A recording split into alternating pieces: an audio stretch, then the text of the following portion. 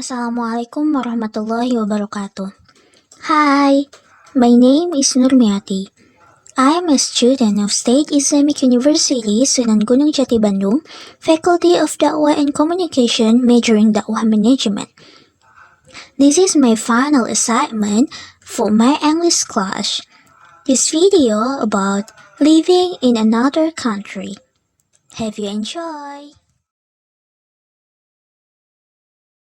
I think before we starting our new life in a different country, we need to know about the culture there and how to take care of ourselves. That's the important thing to know before you decide that country so that you can easily adapt. And if I was given the opportunity to live in another country, I would like to live in Canada.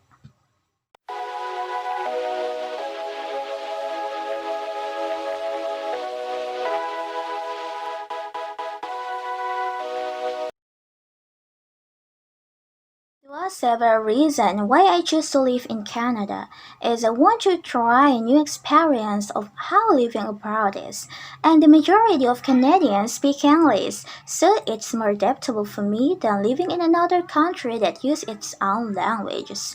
And Canada, known as a friendly, welcoming to all, natural world, and excellent healthcare, so that will be amazing. And this is a good chance to get my own independence, and I'll be very happy and glad if I live there with a new country, a new life, and a new challenges. The most Canadians live in towns and cities. The Canadian cities look like cities almost anywhere in the industrialized world, but they tend to be cleaner. This is a multicultural and metropolitan country. The Canadian lifestyle includes its natural beauty and extensive opportunities for sport, leisure, and cultural involvement. From traditional gastronomic delights to the various sporting activities Canada has to offer, like ice hockey and football. And there are two official languages in Canada, English and French, with the first language, English, having the vast majority of speakers at around 60%.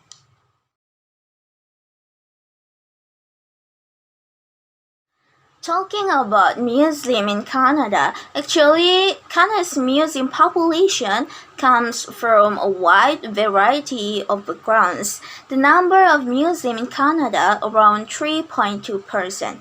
Currently, the large number could be seen in various places and mosques has also increased rapidly. For example, in and around Toronto, there are also Islamic education institution and various Islamic festivals are regularly held and so on. And Christianity is the largest religion in Canada with Roman Catholic, and the majority of Canadians consider religion to be unimportant in their daily life, but they still believe in God.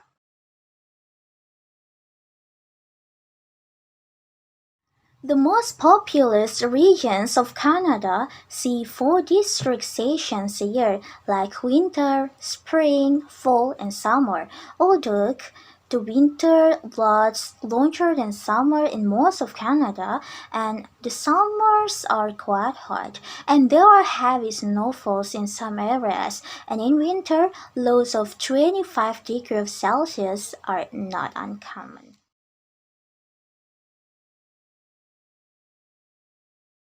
Canada is one of the most educated countries in the world because it selects only the most exceptional teachers for its schools. Besides that, Canada has both public and private schooling. School in Canada divided into three levels: primary, secondary, and post-secondary, and it has some of the world's top educational institutions.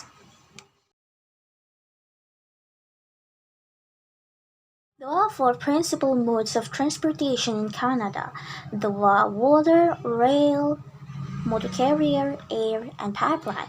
All major cities in Canada have airport, waterway like ferry service, canals, port and harbors, and etc. And every corner of Canada is well connected. by rail subway, or we can drive a car, but we need Canadian driving license, and most Canadian cities have public transport, if only a bus system.